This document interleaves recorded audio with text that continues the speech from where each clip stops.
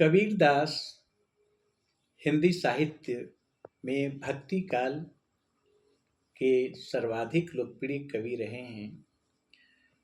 भक्ति काल को स्वर्ण युग के नाम से भी जाना जाता है।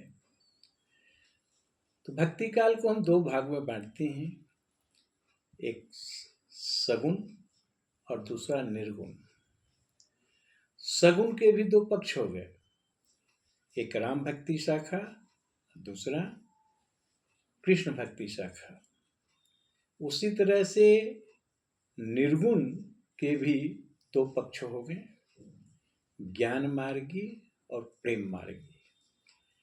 तो कबीर ज्ञान मार्गी शाखा के प्रसिद्ध कवि थे और बहुत बड़े समाज सुधारक।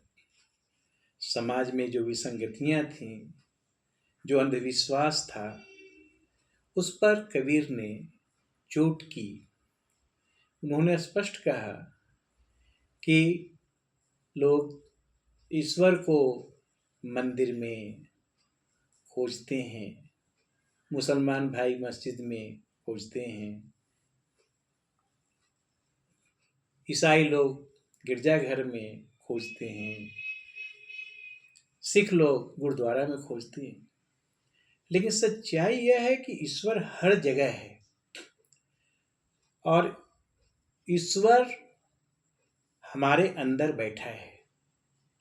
वे स्पष्ट कहते हैं कबीर कि मुझे तुम कहाँ ढूंढते हो, मैं तो तुम्हारे पास हूं, और ध्यान से मुझे ढूंढो तो मैं तुरंत ही मिल जाऊंगा। वे कहते हैं,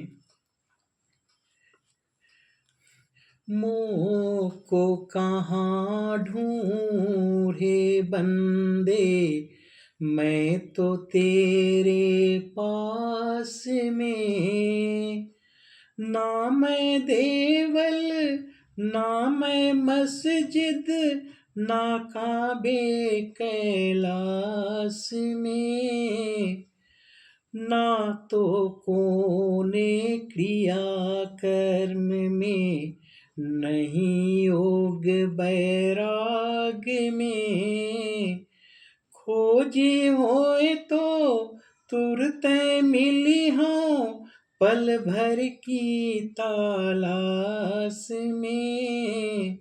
कहे कबीर सुनो भई साधो, सब श्वासों की श्वास में। कहे कबीर सुनो भई साधो, सब श्वासों की श्वास में। तो कबीर यह संदेश दे रहे हैं कि ईश्वर यत्र तत्र सर्वत्र है, वो हमारे अंदर बैठा है, लेकिन हम अज्ञानतावश उसे पूजा स्थलों में ढूंढते हैं।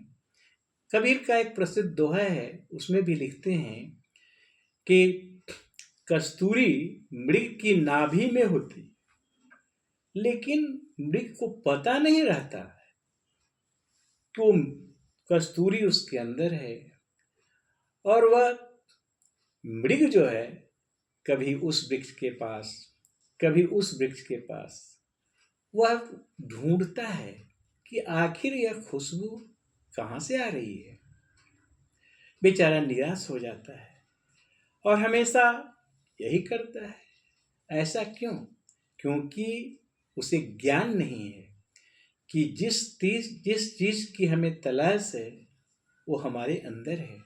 ईश्वर के साथ भी वही बात है, वो हमारे अंदर है। मन की आंख से देखें।